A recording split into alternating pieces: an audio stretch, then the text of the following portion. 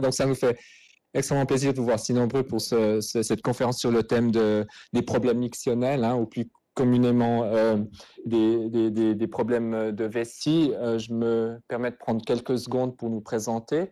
Donc, Michel Grimiguer et moi dirigeons le service d'urologie depuis maintenant un peu plus d'une année. Nous avons été les deux formés à l'Inselspital à Berne et c'est avec un grand plaisir que maintenant nous nous sommes retrouvés ici à Neuchâtel où nous avons beaucoup de plaisir à travailler. Vous pourrez en savoir plus sur nous et sur notre service sur le site internet.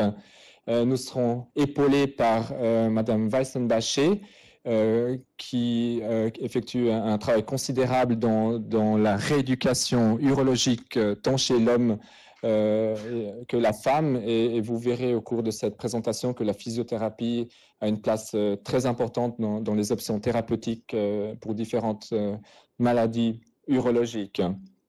Et ce soir, on a essayé de faire les choses un peu différemment. Je ne sais pas si certains d'entre vous sont déjà allés à ces conférences du jeudi, mais on a essayé de faire ça de manière peut-être un peu plus enrichissante pour vous. Puis au lieu de vous présenter simplement, de vous présenter les informations de manière sèche, on a décidé en fait, de jouer 3 situations que l'on rencontre fréquemment dans notre quotidien. Alors j'espère que cette forme de faire va vous plaire. Okay. Alors, il faut vous imaginer maintenant que nous sommes dans notre cabinet.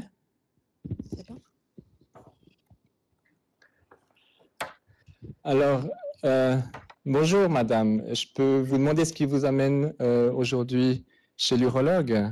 Bonjour docteur. Oui, je souffre des fuites urinaires depuis les accouchements de mes enfants. Et ils sont maintenant 2 et 4 ans et les derniers mois, ça s'aggrave. Surtout si je fais du sport, si je lève quelque chose de lourd ou si je tousse, j'ai des fuites qui passent. D'accord, je me permets de vous demander votre âge. Oui, j'ai 39 ans. D'accord. Et ces fuites urinaires, donc vous me dites qu'elles interviennent quand vous faites du sport, et puis quand vous toussez ou quand vous rigolez avec vos amis. Oui, exactement. Il y a des gouttes qui sortent. Est-ce que vous pourriez me quantifier ces pertes d'urine? Est-ce que c'est quelques gouttes? Est-ce que c'est un verre ou... Des fois, ce sont des gouttes, mais pendant le sport, c'est surtout plus. D'accord. Vous portez des protections? Oui, je porte des protections et je dois les changer 2 à 4 fois par jour parce qu'ils sont mouillés. Ça dépend un peu si je suis à la maison ou si je pars. D'accord. Sinon, est-ce que vous allez uriner sinon combien de fois par jour? Bon, normalement, 5 à 7 fois. Est-ce que avez-vous aussi des fuites urinaires quand vous avez besoin de faire pipi, mais que vous n'avez pas les toilettes à proximité? Non, là, je peux bien tenir. D'accord. Alors, ma secrétaire vous a demandé de remplir ce qu'on appelle un calendrier mictionnel, je crois. Donc, on va jeter un coup d'œil ensemble. Donc, ce calendrier mictionnel nous offre en fait une vue d'ensemble et nous permet d'objectiver les plaintes que vous me mentionnez. Donc, on voit ici sur ce protocole que vous allez 4 fois par jour environ aux toilettes, effectivement, avec des bonnes portions. Et vous avez noté ici, effectivement, que vous perdez les urines oui, exactement. au lever ou quand vous marchez, c'est juste. Et la dernière colonne nous montre que vous avez besoin de 4 protections par jour, effectivement. La quantité de boissons que vous documentez, c'est quoi? À peu près 1 litre? Oui, des fois, c'est aussi plus, 1,5 litre. D'accord. Donc maintenant, Madame Grémiguer, la première évaluation qu'on va faire ici au cabinet, c'est qu'on aimerait exclure une cause banale pour ces fuites d'urine, qu'on peut aussi appeler incontinence. On va faire un examen des urines. Donc ici, on voit bien que il n'y a pas de signe d'infection urinaire, il n'y a pas de globules blancs ou de globules rouges dans les urines. Avec l'ultrason, je vais aussi contrôler si vous videz bien votre vessie, d'accord? Parce que certaines patientes ont de la peine à vider la vessie et ensuite, par un effet de débordement, ça peut provoquer des pertes urinaires. Donc ici, on voit que votre vessie est bien vide, donc ça, c'est en ordre. Maintenant, j'aimerais poursuivre l'évaluation par un examen gynécologique.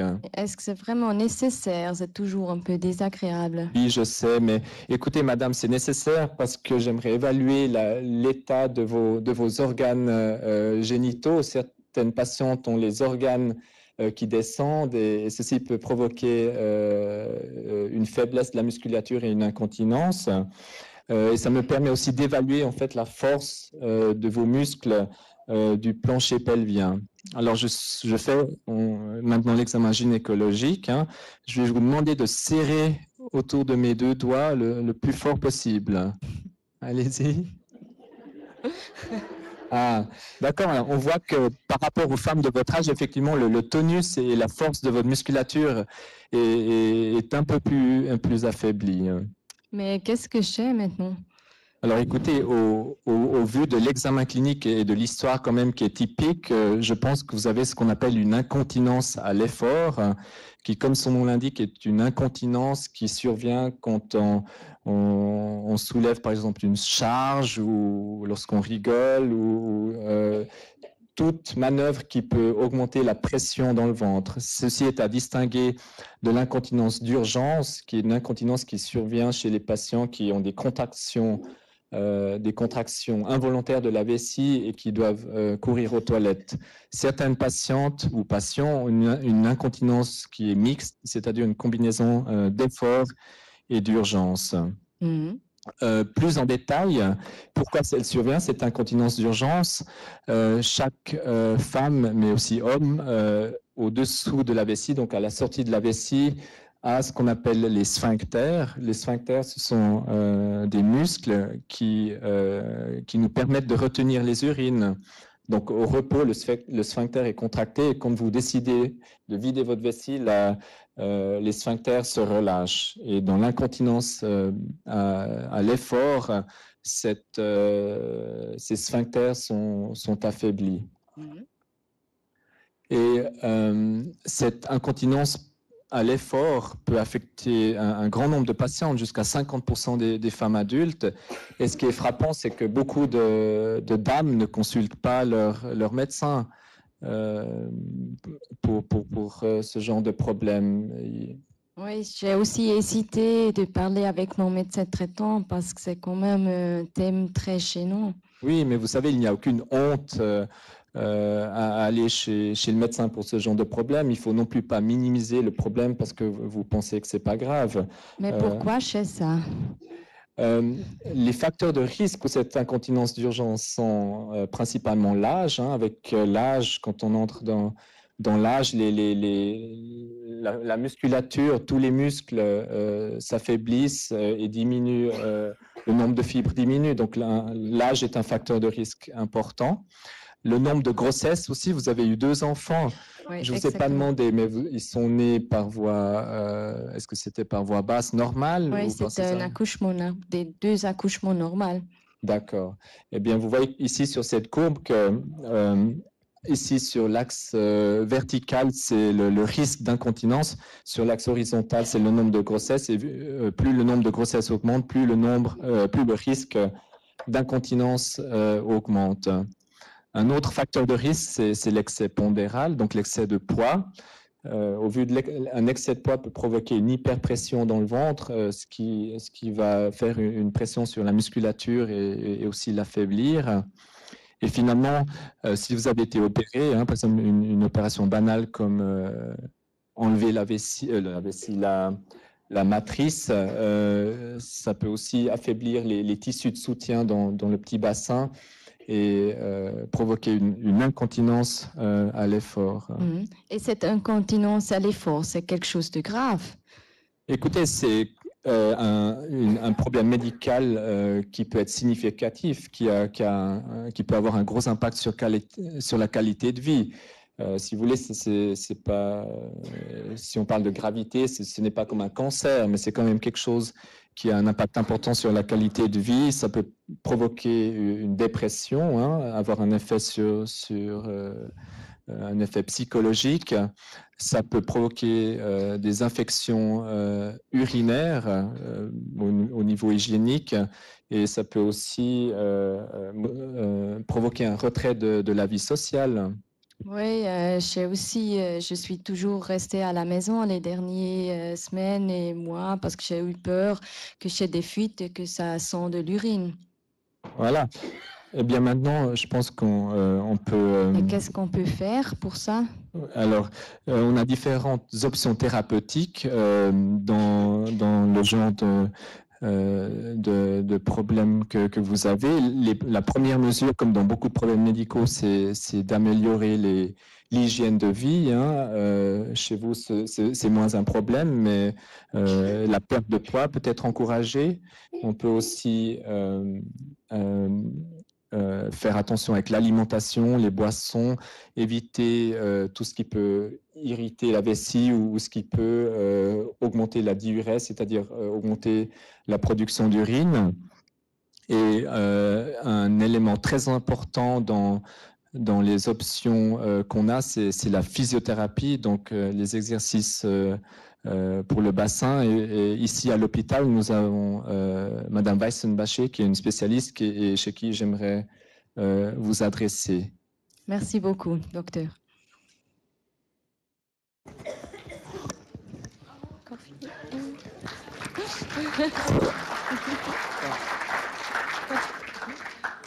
Bonjour Madame Graminière. Bonjour Madame. J'ai eu le compte-rendu de votre médecin qui m'indique que vous avez une incontinence urinaire quand vous faites des efforts, quand vous allez au sport, quand vous portez vos enfants. Est-ce que c'est bien cela? Oui, c'est exactement ça. D'accord. Alors, un bilan complet au début, tout avant, en préalable, doit être déjà fait. Donc, un bilan qui doit être d'origine, qui va cibler les fuites urinaires, bien sûr, le pourquoi, le comment, un bilan manuel, toutes ces choses-là. Nous verrons ici uniquement les bases de traitement. Tout d'abord, ce que je vais faire, c'est vous donner quelques conseils d'hygiène de vie. Vous pouvez voir ici, je vous ai mis quelques images. Quand vous allez à la selle, la première chose à faire, c'est déjà d'utiliser le squatty potty ou alors un petit tabouret. Est-ce que vous en avez déjà entendu parler? Non. Non. Déjà, ça va vous aider à avoir des selles plus faciles, éviter les constipations, ce genre de choses, parce que quand on lève les jambes, on va avoir les muscles puborectaux et les sphincters qui seront plus relâchés. Aussi, il ne faut pas pousser. C'est assez important parce que quand on pousse, on crée aussi une pression qui fait qu'on peut aussi fragiliser le périnée. Il faut prendre son temps, ne pas essayer, encore une fois, de pousser. Et ensuite, il faut aussi manger des fibres et boire 1,5 litre d'eau. Et enfin, aller à la selle au premier besoin. Si vous voyez que tout cela ne marche pas, vous pouvez aussi consommer des graines de lin ou de l'huile de lin qui vous aidera à évacuer vos selles. Et pourquoi faut-il aller aux toilettes pour les selles au premier besoin? Alors, si vous retenez par exemple pendant un temps parce que vous êtes occupé à cause de vos enfants ou autre chose, la selle qui est prête à être évacuée, elle va durcir. Après, vous pouvez avoir une autre selle qui vient par-dessus et vous n'allez pas pouvoir l'évacuer vu que la première selle va être dure. Donc déjà, ça peut créer des constipations et du coup, qu'est-ce que vous allez faire? Vous allez automatiquement pousser, ce qui va entraîner des pressions sur votre périnée et donc le fragiliser. Une autre chose, quand vous allez uriner, déjà, vous pouvez remplir le catalogue mictionnel. Me semble-t-il, vous en avez fait un avec votre médecin. Ouais. Alors ça, c'est quelque chose qu'on va pouvoir utiliser en précisant dessus les circonstances, la fréquence et la sévérité des fuites urinaires. Ensuite, il faudra que vous preniez aussi votre temps. Ne pas pousser, ne pas avoir un jet qui soit fort. Prenez votre temps, mais videz complètement votre vessie. Par contre, attention, ne pas faire ce qu'on appelle des fois le stop pipi. Vous savez ce que c'est? Voilà. Pour ceux qui ne connaissent pas, c'est quand vous vous mettez sur les toilettes, vous commencez à uriner et vous stoppez votre miction en contractant, puis vous relâchez. Là, évitez de faire ça, vous pourriez seulement créer un dérèglement du fonctionnement de votre vessie. Ensuite, attention au niveau de la posture. Quand on est trop en hyperlordose, il faut savoir qu'on augmente les courbures. Le fait d'augmenter cette courbure, ça va entraîner une pression au niveau de votre périnée antérieur, qui est plus faible que votre périnée postérieur. Du coup, ça peut aussi le fragiliser.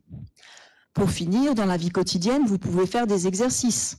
Par exemple, quand vous changez d'un trottoir à un autre, vous vous dites « je contracte mon périnée, je maintiens toute la longueur, puis je relâche ». Un autre exercice, par exemple, quand vous êtes en train de cuisiner, vous épluchez vos légumes, vous pouvez vous dire « je contracte fort mon périnée, je tiens à peu près 5 secondes, je relâche 10 secondes. » Et je recommence comme ça 10 fois. Vous pouvez le faire ça 2-3 fois dans la journée. Ici, ce n'est pas le cas de notre patiente, mais comme l'a dit le médecin, attention, la surcharge pondérale, ça a quand même été prouvé que ça entraîne aussi, donc c'est un facteur de risque assez important pour les incontinences urinaires. D'accord, merci. Passons maintenant à la rééducation donc, de votre périnée. Donc, au préalable, comme je l'ai dit, un bilan manuel du plancher pelvien est effectué sur la patiente. Pourquoi? Pour lui expliquer aussi, donc déjà, où se trouvent les muscles, qu'elle puisse en prendre conscience. Il sera bien entendu vu en parallèle avec un bassin anatomique pour qu'elle puisse bien se les représenter. D'autre part, ça va nous permettre de voir les muscles qui sont déficitaires et après pouvoir bien entendu les renforcer. Il y a des différents exercices pour entraîner le périnée. Alors oui, il y a différents exercices et on les entraîne dans différentes positions. On va pouvoir renforcer par exemple la force de contraction de vos muscles. C'est principalement ceux qui vont être utiles quand vous allez tousser, quand vous allez faire du sport, quand vous portez votre enfant. Mais on va aussi renforcer l'endurance de vos muscles. Cette endurance, elle va être nécessaire pour éviter les fuites urinaires plutôt en fin de journée. Ensuite, nous pouvons commencer ces exercices principalement en position couchée, qui est une position facilitatrice. Après, nous le ferons en position assise, en position debout, puis nous intégrerons des exercices de votre vie quotidienne dans la rééducation. Et si j'ai mal à ressentir, il y a d'autres solutions? Oui, si vous avez du mal à ressentir la force de votre périnée quand vous le contractez, de ces muscles-là, nous pouvons commencer avec l'électrostimulation. Alors, celle-ci, elle se fait par voie vaginale. On va vous...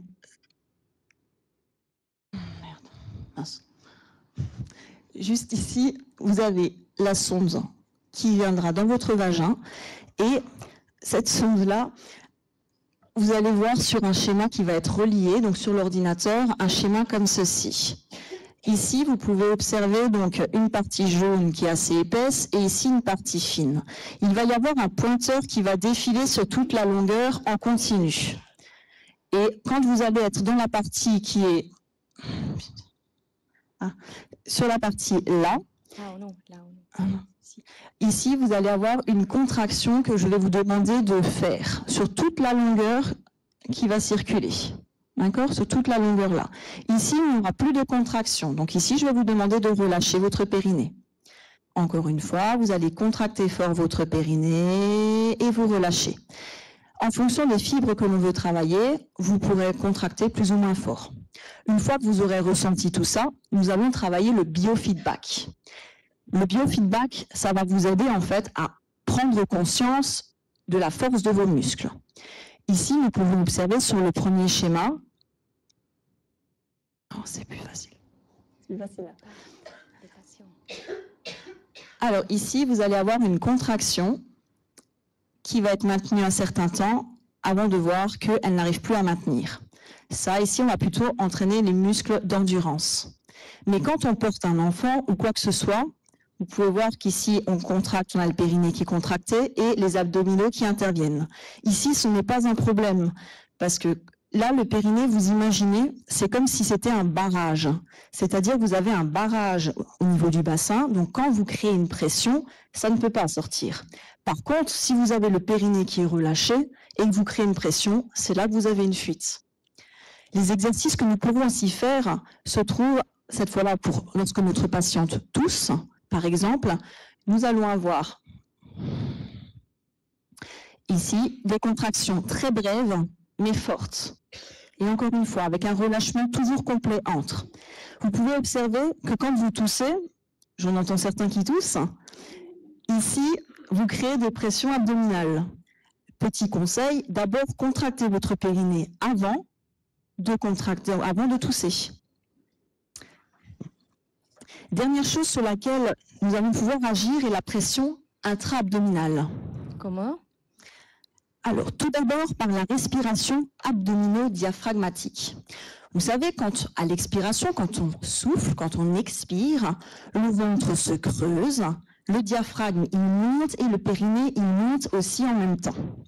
Par contre, quand on prend de l'air, quand on inspire, le diaphragme, lui, il descend, le ventre, il se gonfle et le plancher pelvien s'abaisse un petit peu.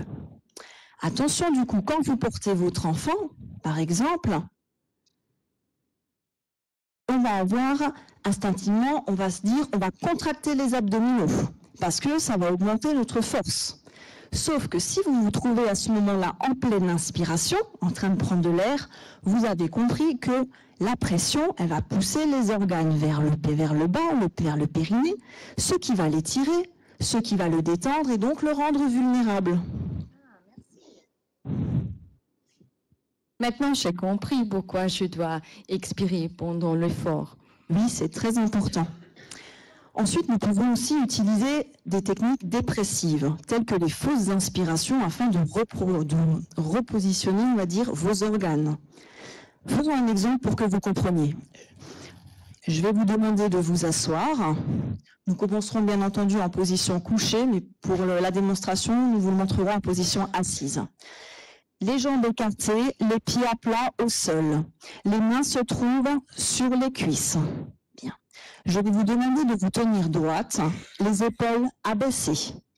Dans cette position, je vais vous demander de souffler, vider complètement l'air qu'il y a dans vos poumons, jusqu'à ce que vous n'ayez plus du tout d'air et que vous ayez envie de prendre l'air, sauf qu'à ce moment-là, vous pouvez vous pincer le nez ou alors simplement ne pas la reprendre. Et là, vous allez faire comme si vous vouliez inspirer, donc prendre de l'air. C'est un petit peu comme vous vous imaginez, il y a l'étang à côté. À ce moment-là, je vous demande de rentrer dans l'eau. Qu'est-ce que vous faites? Vous rentrez le ventre. C'est un peu le même principe. Donc, soufflez, videz bien votre air. Encore, jusqu'au bout. Une fois qu'il n'y a plus d'air, vous contractez votre périnée et on vient remonter les organes. On abaisse bien les épaules, on ouvre les côtes. Encore, vous voyez ici un petit creux qui se crée, qui montre bien qu'il y a une inspiration qui se fait. Et on maintient le plus longtemps possible, encore, jusqu'à ce qu'il n'y ait plus d'air. Et là, on relâche. Très bien. Ceci, c'est un exercice que nous pourrons aussi faire plusieurs fois, de préférence tous les jours, ce serait bien. Au moins 20 minutes. Normalement, c'est beaucoup plus qui est recommandé, mais ce sera déjà pas mal. Et ça, c'est quelque chose que nous retravaillerons ensemble dans les prochaines séances. Alors, quels sont les effets d'une respiration fausse? Alors, les effets de cette fausse inspiration dans votre situation, déjà, ça va être de renforcer votre sangle abdominale, mais en baissant la tension intra-abdominale et en engendrant aussi une activité réflexe de vos abdominaux et de votre périnée. Donc, du coup, ça va éviter de cette manière les incontinences urinaires. Et il me semble que vous m'avez dit que vous étiez constipé. J'avais lu ça dans votre rapport. C'est bien ça? C'est juste, ouais. Eh bien, sachez que cette technique-là, ça va vous permettre aussi de réguler votre transit par le massage du côlon et du grêle. Ah, voilà. Merci beaucoup pour les explications. Je vais faire des exercices à la maison. Je vais déjà réserver 1 heure par jour pour faire les exercices. Très bien. Eh bien, je vous dis à la semaine prochaine. Merci.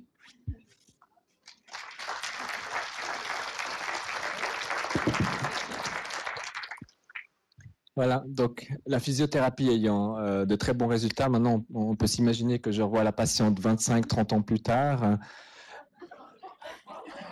Bonjour Madame Grémiguer, ça me fait plaisir de vous revoir après tant d'années. Bonjour docteur. Bonjour, alors votre médecin traitant m'a écrit un petit mot, mais racontez vous-même la raison pour laquelle vous venez. Voilà, c'est un peu la même chose que les dernières fois, à l'incontinence, pendant que je tousse, si je fais de sport, ça recommençait et depuis les derniers mois, c'est vraiment grave. D'accord. Vous devez porter des Oui, protections. de nouveau 2 à 4 qui des fois sont vraiment mouillés. D'accord. La dernière fois, vous avez bien répondu à la physiothérapie, donc on pourrait reprendre cela. Oui, mais j'ai plus envie de faire la physiothérapie. Il y a d'autres options. Oui, je peux vous proposer autre chose si vous voulez passer la physiothérapie. On peut adapter ce qu'on appelle un PCR. Un PCR est un dispositif qu'on introduit dans le vagin et qui permet de soutenir ce qu'on appelle l'urètre, qui est ici le canal qui relie la vessie à l'extérieur. Donc, pardon. Donc ce PCR, ici, au vu de sa position, il peut soutenir l'urètre et améliorer la continence. Il y a aussi un médicament qu'on peut prescrire. Ce n'est pas un médicament contre l'incontinence en soi. En fait, ce médicament qui s'appelle la duloxétine est un antidépresseur, mais on a constaté par hasard qu'un des effets secondaires de ce médicament était de renforcer la tonicité du sphincter. Donc ce médicament peut être parfois efficace dans l'incontinence à l'effort. Mais j'ai une copine qui s'est fait opérer et elle est très contente. C'est aussi quelque chose pour moi. On peut aussi parler d'opération. C'est en général la dernière mesure qu'on propose quand le reste n'a pas marché ou n'a pas bien marché. Cette chirurgie a un haut taux de succès, 80 à 90%, et ça consiste à insérer une bandelette. Vous voyez sur ce dessin cette bandelette grisâtre qu'on introduit sous l'urètre et qui va, comme un hamac, soutenir l'urètre et améliorer la continence. Donc, c'est effectivement une option que l'on peut envisager. Bon, merci beaucoup pour les informations. Je vais encore réfléchir et je vais de nouveau vous contacter. D'accord, très bien. Au revoir, madame. Au revoir. Ouais.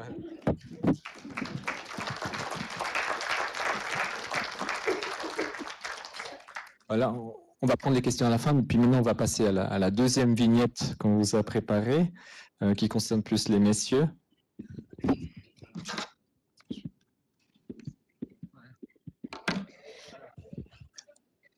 Alors, bonjour, Monsieur Nguyen. Bonjour, docteur. Pourquoi vous venez aujourd'hui? Écoutez, ça fait plusieurs mois maintenant que j'ai de plus en plus de peine à uriner le matin, surtout.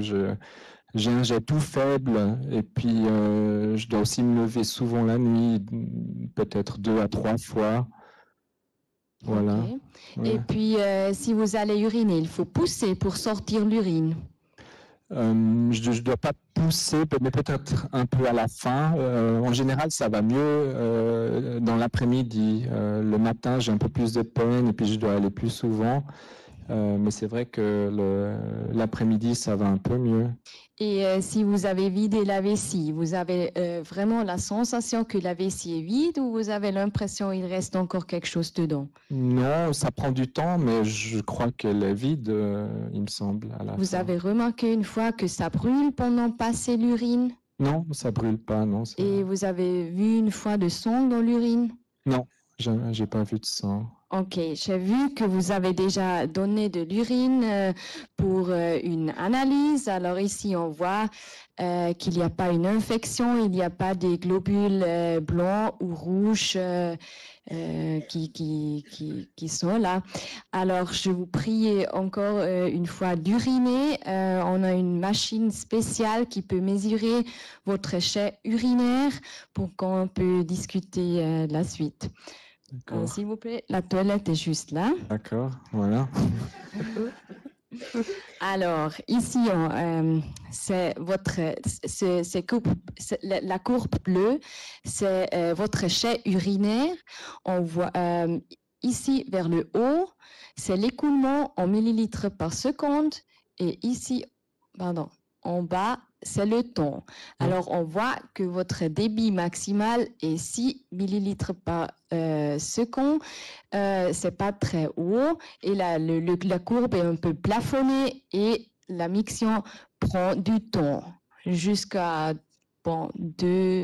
une minute et demie ou 2 minutes. Ici, la courbe rouge, c'est une mixiographie normale, alors une courbe normale. Et vous voyez, ce homme-là, il a uriné avec un jet plus fort et dans plus court du temps. Pour continuer les examens, on va encore faire une échographie de la vessie pour vérifier si vous videz bien la vessie. D'accord. Voilà. Alors, on voit votre vessie et on voit que c'est pas complètement vide. C'est environ 80 millilitres qui restent dedans. Je vais encore contrôler les reins, mais là, on voit que tout est en ordre. Il n'y a pas une dilatation des reins. On va continuer encore l'examination. C'est ce fameux toucher rectal. C'est un peu désagréable et si on fait ce toucher, vous avez l'impression qu'il faut aller aux toilettes, mais ça ne va pas faire mal. Sinon, il faut me dire. Alors ici, vous voyez, on va faire cette examination. Ça va pour vous? Oui, c'est pas très agréable. Voilà, Ouais. c'est déjà fini. Vous pouvez vous habiller, vous Mais s'asseoir. elle est comment ma prostate alors? Votre prostate est un peu agrandie, mais autrement, son particularité, c'est pas suspect autrement. D'accord. Voilà, alors je vais un peu vous expliquer votre problème. D'abord, je vais vous expliquer l'anatomie. Ici, vous avez la vessie, c'est le réservoir de l'urine. À la sortie de la vessie, il y a la prostate où l'urine passe et ça sort par l'urètre, par la verge ici. Alors, vous avez une prostate agrandie et ce agrandissement de la prostate, c'est lié à l'âge et ça peut provoquer des symptômes urinaires et plus que 50% des hommes en retrait font des problèmes et des symptômes urinaires. À l'image ici, vous voyez, ça c'est une prostate normale, la vessie est vide, l'urètre est ouvert. À côté, il y a une prostate agrandie avec un urètre étroit et puis la vessie se vide pas complètement. D'accord. Et Est-ce que je dois quand même recevoir un traitement? ouais, parce que avec 80 millilitres, je pense qu'il faut déjà débuter un traitement parce qu'autrement, ça peut faire une rétention urinaire, c'est un blocage, vous n'arrivez plus à uriner et il faut aller aux urgences. Ça peut aussi faire des problèmes avec votre rein, qu'il ne travaille plus assez et ça peut provoquer des infections urinaires et aussi des calculs dans la vessie. Ah, donc, qu'est-ce que vous me proposez, docteur? Alors, au premier, on va vous conseiller un traitement médicamenteux. Il y a les alpha-bloqueurs qu'on peut vous donner qui relaxent l'urètre dans la prostate et qui font que votre jet urinaire est plus fort et que vous videz mieux la vessie. Additionnel, il y a aussi les inhibiteurs de la 5A réductase qui font une diminution de la taille de la prostate. Et à la fin, il y a aussi des pilules qui combinent les deux. Alors, je vous propose qu'on commence déjà avec un alpha-bloqueur. D'accord. Et puis, j'ai besoin d'un contrôle chez vous? Exactement. Ou je peux retourner chez mon médecin traitant? Non, on va refaire un contrôle dans 3 mois pour contrôler ce résidu avec l'échographie et on va voir comment ça s'évalue. D'accord. Et si ça ne marche pas, les médicaments? Bon, si les médicaments ne suffisent pas et votre résidu augmente, comme ici sur cette image, environ 200 à 300 millilitres, il faut vous recommander une opération. Il y a 2 types de l'opération et cette opération dépend de la taille de la prostate. Ici, vous voyez, c'est la petite opération de la prostate où on entre avec une caméra par la verge et on fait une résection à lance électrique de la prostate. Si la prostate est plus grande, il faut faire ça voie ouverte. On va enlever la prostate par la vessie. À la fin, ces deux opérations ont le même résultat, comme vous voyez ici. Ça, c'est l'image avant l'opération avec la prostate agrandie et l'urètre rétréci.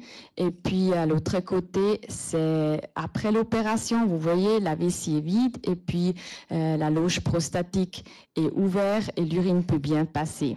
D'accord, mais j'ai pas besoin de ça pour le moment, si j'ai bien compris. Non, pour le moment, on va commencer avec un traitement médicamenteux et on va vous contrôler dans 3 mois. D'accord. Merci beaucoup, docteur. De rien.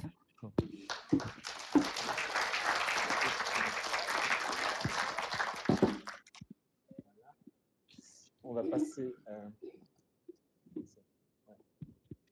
Voilà, très bien. On va maintenant passer au troisième cas.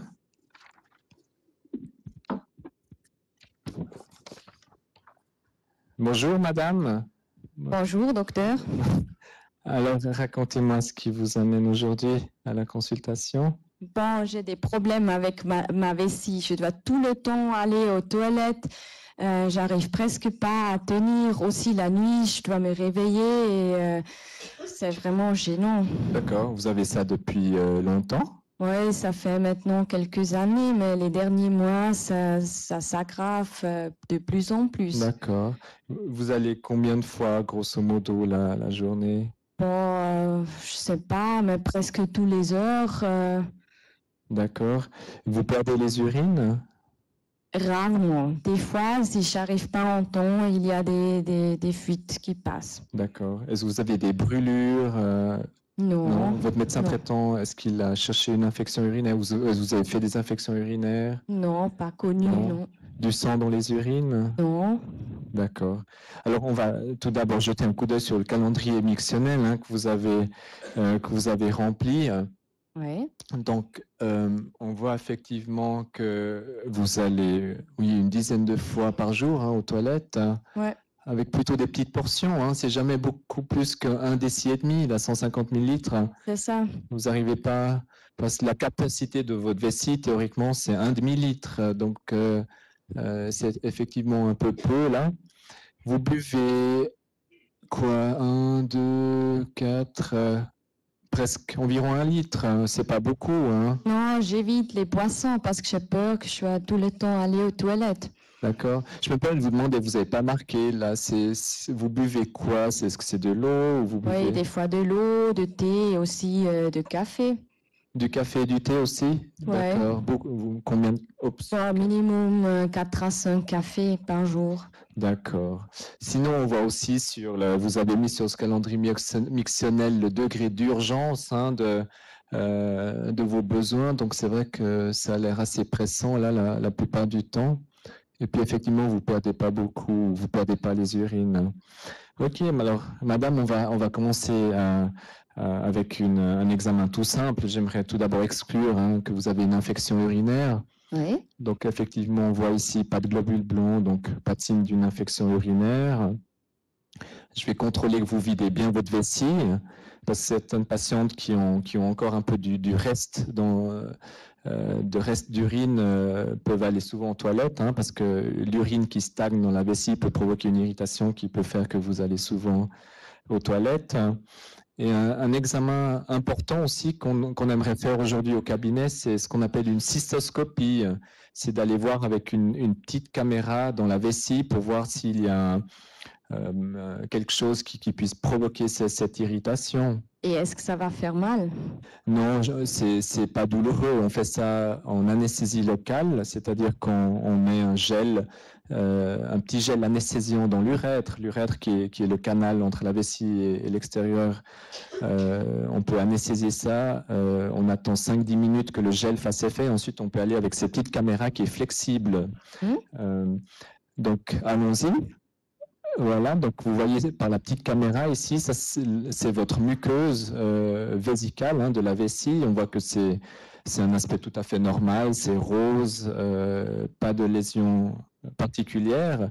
Certaines personnes ont ce qu'on appelle une inflammation chronique. Vous voyez ici la muqueuse, elle est floconneuse, elle est blanchâtre, c'est un signe d'inflammation chronique qui peut être à l'origine de problèmes de vessie, notamment de devoir aller fréquemment aux toilettes.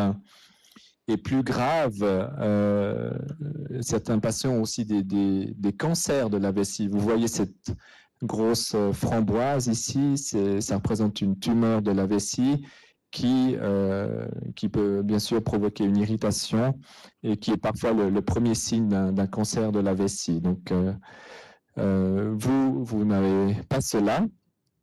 Et Qu'est-ce que j'ai? écoutez, au vu de l'examen qu'on a fait et de l'histoire, je pense que vous avez ce qu'on appelle une vessie hyperactive. La vessie hyperactive est une affection qui touche 15 à 20% non seulement des femmes, mais aussi des hommes, et qui peut être associée à des pertes d'urine. Ce n'est pas vraiment votre cas. Et la vessie hyperactive, le risque de vessie hyperactive augmente avec l'âge. Maintenant, je vais vous expliquer ça un peu plus en détail.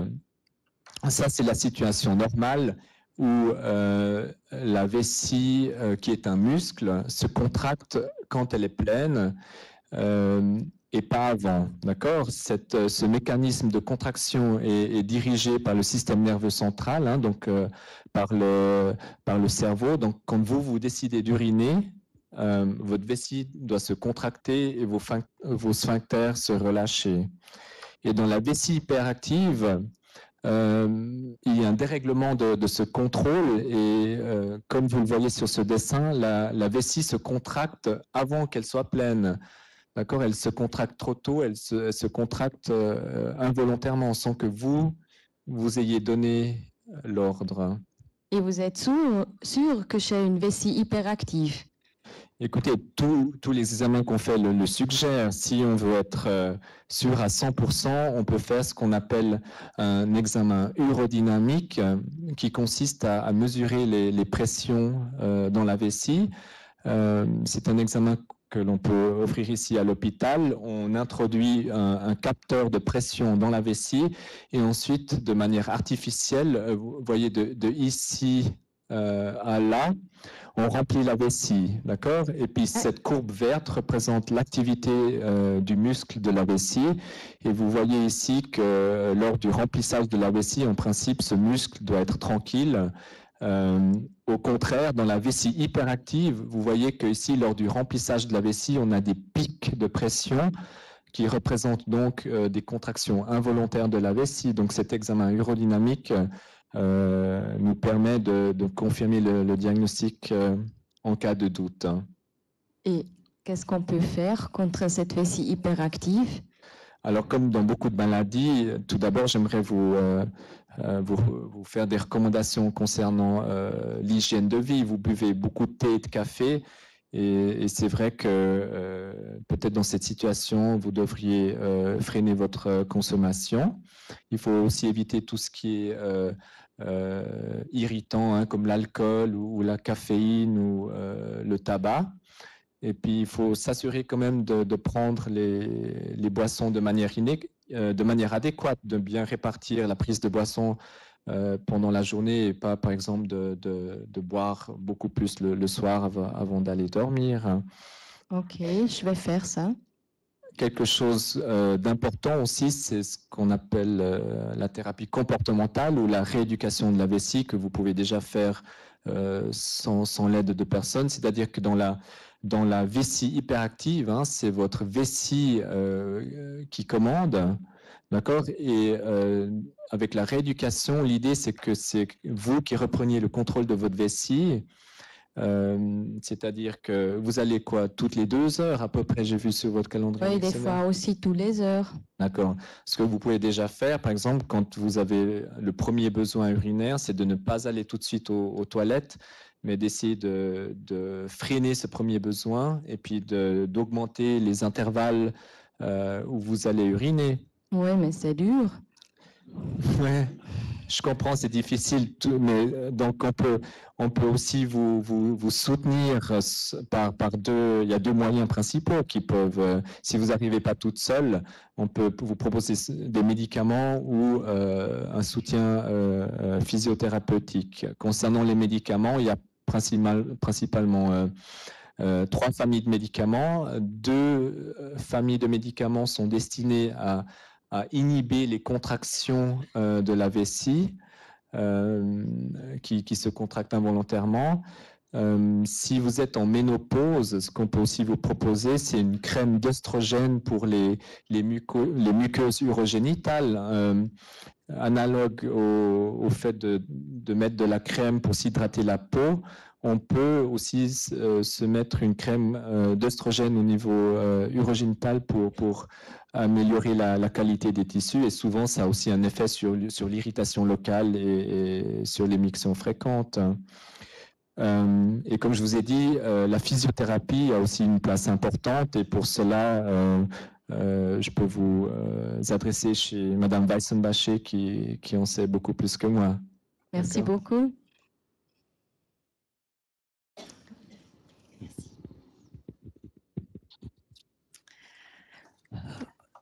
Merci. Bonjour madame. Bonjour madame. Alors pourquoi venez-vous vers moi? Parce que j'ai une vessie hyperactive, mon docteur m'a dit. D'accord. Alors, avant de commencer tout traitement, il faut déjà identifier la situation récurrente qui pose problème. Et ensuite, il faut aussi analyser le comportement habituel du patient. Et c'est pour cela qu'on va faire de la thérapie comportementale cognitive, qui a été validée scientifiquement et qui explique pourquoi les patients ont envie d'aller aux toilettes régulièrement alors que leur vessie pourtant n'est pas encore totalement pleine. Elle porte donc cette thérapie comportementale sur l'interaction entre les pensées, les émotions et le comportement, bien entendu qui se concentre sur les problèmes actuels. Je vais donc vous poser quelques questions afin que nous voyions ensemble ce qui vous pose problème. Déjà, j'aimerais savoir dans quelle situation arrivent fréquemment vos problèmes d'urgence, vos symptômes d'urgence mictionnelle. Bon, souvent, c'est si j'arrive à la maison avant la porte, avant que j'ouvre, ça commence tout à coup avec un besoin d'aller aux toilettes. D'accord. Et quelles sont vos émotions, vos sentiments quand vous avez ce besoin, cette urgence mictionnelle? Bon, ça m'énerve, j'ai peur que j'ai des fuites et ça me rend nerveuse. Et si vous deviez me donner une sensation physique qui accompagne cette émotion, qu'est-ce que vous me diriez? Des fois, j'ai chaud, des fois des frissons ou une accélération de la respiration. Et à ce moment-là, à quoi vous pensez automatiquement? Bon, que je vais jamais arriver aux toilettes sans des fuites. Et vous réagissez comment dans cette situation? Comment? Vous réagissez comment face à cette situation? Bon, des fois, je croise les jambes, des fois, je danse d'une jambe à l'autre. J'essaye de contracter mon périnée, mais des fois, ça suffit pas. Alors, il est important que le patient puisse prendre conscience de l'enchaînement des séquences dans cette sphère psycho-émotionnelle et dans sa décision d'aller aux toilettes. Cette thérapie, elle vise à faire reculer les symptômes en atténuant les impacts sur la vie quotidienne. Par quel moyen? En essayant simplement de désapprendre ces habitudes qui ne sont pas forcément très adaptées pour essayer de les remplacer par d'autres plus adaptées. Et c'est pour cette raison que cette approche rééducative, elle se doit d'être globale. On ne peut pas uniquement renforcer le périnée. Il faut prendre en compte le contexte environnemental et aussi psycho-émotionnel. Et en plus de ça, nous pouvons rajouter bien entendu la rééducation périnéale. Suite à la compréhension de tous ces troubles-là et après avoir expliqué le fonctionnement de la vessie qui a été fait au préalable par le médecin, nous allons pouvoir commencer le traitement. Voyons maintenant les outils sur lesquels nous allons pouvoir travailler et qui vont s'axer en première intention sur la rééducation comportementale et sur les mesures hygiéno-diététiques. Vous avez rempli un calendrier mictionnel avec votre médecin? Oui, j'ai fait ça. Alors celui-ci, nous allons l'utiliser, il nous servira de base de travail et nous permettra aussi d'étudier le fonctionnement de votre vessie. Ce qui est aussi important, c'est qu'on va l'utiliser pour avoir une évolution et refaire ce calendrier-là en fin de traitement. Donc, vous verrez qu'à fur et à mesure, vous irez moins fréquemment aux toilettes. Votre qualité de vie s'en verra améliorée. est-ce que vous continuez? J'ai vu que vous buviez que 1 litre d'eau, c'est bien ça? Oui, d'eau, de café. Alors, c'est quand même préférable de continuer à essayer de boire au moins 1,5 litre d'eau pour ne serait-ce éviter les infections urinaires, mais aussi pour garder cette capacité d'élasticité de la vessie. Et ce qui vous intéresse enfin sur ce calendrier mictionnel, c'est aussi la répartition des boissons justement, et vous me parliez de ce que vous buviez. Alors attention, il y a certains aliments et certaines boissons qui peuvent aggraver l'urgence mictionnelle, parce que ce sont des aliments diurétiques. Nous avons le café, donc on en a déjà parlé, le vin blanc, la bière, mais nous avons aussi des aliments comme le persil, le concombre, l'ail. Il y a différents aliments comme ça, donc de préférence à éviter le soir ou de réduire un petit peu ces aliments-là. Mhm. Ensuite, nous allons pouvoir travailler sur autre chose, qui est la respiration. Donc, elle va être basée sur de grandes inspirations et de grandes expirations, comme si c'était un ballon que l'on gonfle et que l'on dégonfle. Et pourquoi la respiration? Alors, l'intérêt de la respiration, c'est déjà que la respiration elle va diminuer l'intensité du besoin. Et elle évite aussi, donc l'intensité du besoin, mais la survenue de ce besoin, justement. Et aussi, ce que nous pouvons utiliser, ce sont des techniques de détournement, comme la respiration en faisant partie. Mhm. Donc, dans ces techniques de détournement, parlons-en. Je vais vous proposer 3 exercices différents pour réduire votre besoin. C'est vous qui prendrez celui qui est le plus adapté dans votre situation. Donc, on va faire la première chose. Vous me dites que quand vous rentrez chez vous, dans votre immeuble, vous avez envie d'uriner, une envie importante d'uriner. Oui, c'est ça. Alors, la première chose que je vais vous demander, c'est quand vous rentrez, vous allez chercher votre courrier, vous l'ouvrez déjà en bas et vous vous concentrez sur ce que vous êtes en train de lire et vous rentrez chez vous, simplement. Si ceci ne marche pas, vous pouvez essayer une autre technique. Par exemple, vous rentrez, vous dites « je commence à 100 et je soustrais 3 à chaque fois ». Et vous vous concentrez, donc 100, 97, 94, 91, 88, etc. jusqu'à ce que vous soyez chez vous. Vous restez concentré sur ça. Si ça ne marche pas, on fait encore autre chose. Vous pouvez par exemple vous demander, j'ai un gros repas, qu'est-ce que j'ai besoin comme aliment, tout ce genre de choses. En fait, si vous avez bien compris, on peut utiliser n'importe quelle technique à partir du moment où on va essayer de centrer notre attention sur autre chose que le besoin d'uriner. La 4e chose que nous allons voir, c'est le réflexe A3 de Mahony. Et c'est quoi exactement? C'est un test d'inhibition mictionnelle. Et je dois faire quoi? Alors, on va faire 2 choses. Ce test d'inhibition mictionnelle, je vais vous demander. La première chose, quand vous allez avoir la première sensation de besoin, je vais vous demander de contracter votre périnée fort, relâcher et le faire 10 fois. Une petite pause, recommencez ces 10 fois de contraction forte et vous pensez à autre chose. Si ça ne marche pas, nous pouvons tester autre chose. Dès que vous allez avoir ce premier besoin d'uriner, vous allez contracter votre périnée, cette fois-là pas une contraction forte, simplement une contraction normale, et vous maintenez par contre pendant une vingtaine de secondes. Vous relâchez, vous remaintenez une vingtaine de secondes et vous pensez à autre chose de nouveau. Comme la liste des courses pour les week-ends. Par exemple. Pour finir, nous allons aussi évaluer les muscles de votre plancher pelvien. Nous verrons certaines femmes, en fonction du bilan manuel que nous ferons, peuvent être soit avec une faiblesse de ces muscles-là, soit à l'inverse avec des muscles qui sont trop contractés. En fonction de ça, nous pourrons du coup adapter notre traitement. Et on va faire ça comment? Alors, on va faire ça déjà manuellement et ensuite, nous pourrons aussi utiliser l'électrostimulation périnéale. Cette dernière va viser surtout à améliorer soit la force de contraction, soit à essayer de la relâcher, donc par des techniques manuelles et par ça pour le relâchement. Et si ça c'est inefficace, il y a d'autres solutions? Alors oui, si c'est efficace, si les symptômes sont efficaces, nous pourrons utiliser la neurostimulation tibiale postérieure. C'est quoi ça? Alors, il s'agit d'une stimulation électrique, comme vous pouvez le voir sur ce dessin.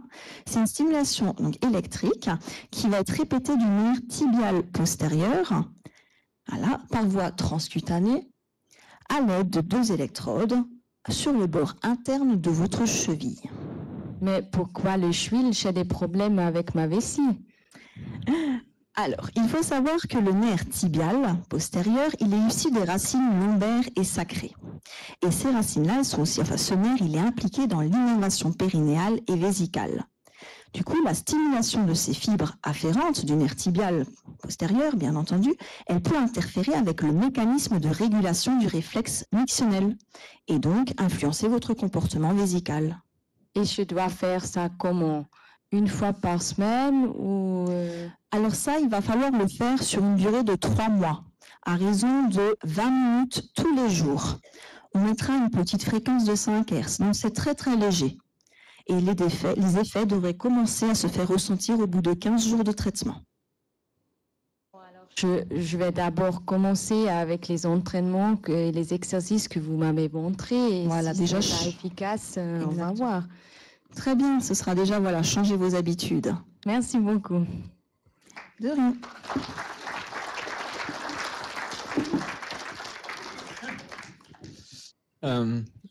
Voilà, donc tant les médicaments que la physiothérapie ont une bonne efficacité dans la vessie hyperactive. Néanmoins, chez les patients chez qui les symptômes devaient persister, il nous reste 2 options thérapeutiques. D'une part, les injections de Botox. Hein.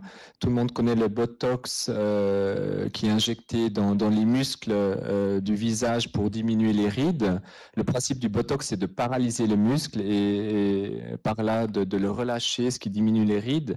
Eh bien, le Botox peut aussi s'injecter dans la vessie. Là, de nouveau, on va avec une petite caméra dans la vessie, avec une petite aiguille en anesthésie locale. On injecte des unités de ce Botox dans la vessie avec un effet comme pour les muscles du visage de paralyser le muscle de la vessie et donc d'inhiber les contractions involontaires. Et une deuxième option que l'on a, c'est ce qu'on appelle la neuromodulation sacrée, qui consiste en l'implantation d'une électrode au niveau de la moelle épinière dont Tania Weissenbacher a déjà expliqué que le contrôle de la miction y est situé. Donc, c'est un peu analogue à un pacemaker qu'on place pour soutenir un cœur qui a du mal à battre. Eh bien, la neuromodulation sacrée consiste à implanter cette électrode qui va essayer de reprendre le contrôle neurologique de la vessie qui est déréglée. Donc, c'est aussi une option thérapeutique très efficace. Hein.